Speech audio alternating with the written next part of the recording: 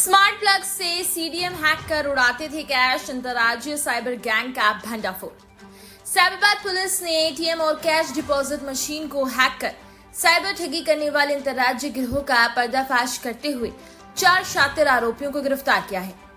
Police ने उनके कब्जे से 4 लाख रुपए नगद, अपराध की रकम से खरीदी गई स्कॉर्पियो, वारदात में प्रयुक्त सेंट्रो कार तथा साइबर अपराध में इस्तेमाल होने वाले उपकरण बरामद किए हैं।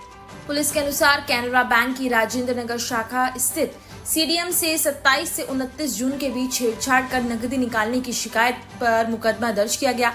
जांच के दौरान सीसीटीवी फुटेज, स्थानीय खुफिया तंत्र और मुखबिर की सूचना के आधार पर 21 से 22 जुलाई की रात साइबराबाद रेलवे स्टेशन अंडरपास के पास गैंग के 4 सदस्यों एहसान, सिराज, आरिफ और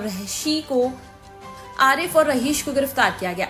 पुलिस के मुताबिक गिरोह बैंक खुलने से पहले या अवकाश के दिनों में वारदात को अंजाम देते थे। आरोपियों ने राजेंद्र नगर स्थित कैनरा बैंक और पंजाब नेशनल बैंक की मशीनों को निशाना बनाने के साथ ही दिल्ली, हरियाणा और महाराष्ट्र समेत कई राज्यों में इसी तरह की वारदातें करना स्वीकार किया है। पुलिस मामले की आगे में जांच कर रही है। पुलिस का कहना है कि गिरोह के अन्य सदस्यों और उनके नेटवर्क की तलाश जारी है।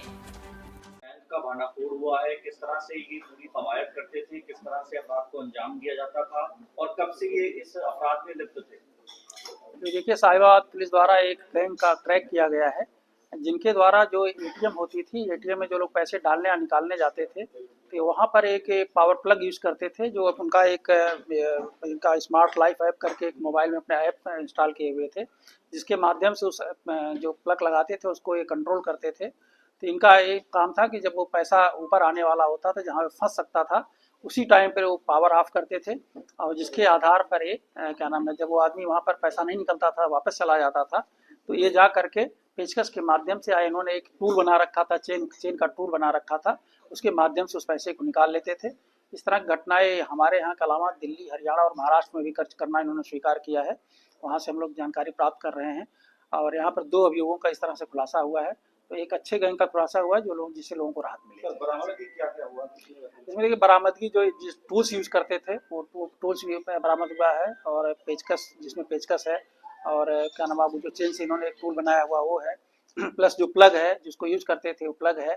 4 लाख रुपए नगद हैं और एक स्कॉर्पियो गाड़ी मिली जो इसके द्वारा बताया गया कि जो पैसे इससे ठगते थे उसी के माध्यम से उस गाड़ी को उन्होंने खरीदा हुआ है। प्लस एक गाड़ी और जो इसमें घटना के लिए यूज करते थे वो गाड़ी भी बरामद हुई। सर, ये कब से इस काम को कर रहे थे और कितने लोग इसमें शामिल हैं? क्या इसके पीछे और भी गैंग के लोग हैं?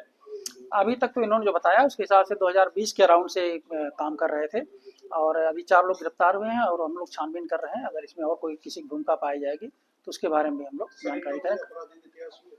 हाँ, इनका आपराधिक इतिहास है। इसमें जो एहसान है इसके ऊपर कुल 11 मुकदमे हैं, जिसमें मैंने बताया दिल्ली, महाराष्ट्र, हरियाणा और साहिबाबाद में मुकदमे हैं। आरिफ के खिलाफ 2 मुकदमे हैं। सिराज और सिराजू जो इसके खिलाफ महाराष्ट्र और साहिबाबाद में कुल 4 मुकदमे हैं। रईस के खिलाफ भी कुल 8 मुकदमे हैं, जो दिल्ली, हरियाणा, महाराष्ट्र और साहिबाबाद में। सर, अब तक इनके द्वारा कुल कितने अमाउंट की ठगी की जा चुकी है, कुछ संज्ञान में आया? अभी चूंकि इनका जो अमाउंट फंसता था उसी को निकालते थे, तभी इस पर हम लोग काम कर रहे हैं। इस पर भी जल्दी से हम लोग खुलासा करेंगे और देखेंगे क्या क्या चीजें इसमें कनेक्ट कर सकती हैं। कितने लोगों को ये अपना शिकार बना चुके होंगे, कुछ ऐसा कुछ? अभी तो इनको खुद ही अपनी संख्या नहीं पता है। अभी इस पर भी हम लोग छानबीन कर रहे हैं। पूछताछ के अभी प्रारंभिक दौर में जो चीजें मैंने बताया वो आप लोगों को बताया और जो भी कुछ निकलेगा उसमें आप लोगों को। गिरोह में क्या केवल ये 4 ही लोग थे, अन्य लोग भी थे? अभी इसको अपडेट कर रहे हैं हम लोग। अगर कुछ और चीजें निकलेगी तो उस पर भी हम लोग काम करेंगे। एटीएम में जो पैसा फंसता था वो किसका था, ग्राहक का था या बैंक का था? बेसिकली जो इनका कहना है कि वो एक पैसे से खाते से कटता नहीं था, वो पैसा बैंक का ही वसूली होता था। इसलिए ग्राहक जो है वो उसको पैसे कोई फर्क नहीं पड़ता था, क्योंकि उसके पैसे कटते नहीं थे, इसलिए वो कोई शिकायत भी नहीं करता था, जिसकी वजह से शिकायत देरी से मिल पाई। सर, अब तक कितना बैंकों के खिलाफ है शिकायत?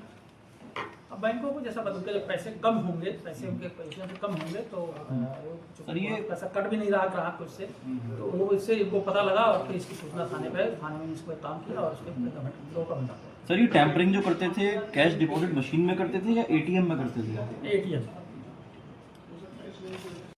अपडेट के लिए सब्सक्राइब करें वेलकम इंडिया न्यूज़ चैनल।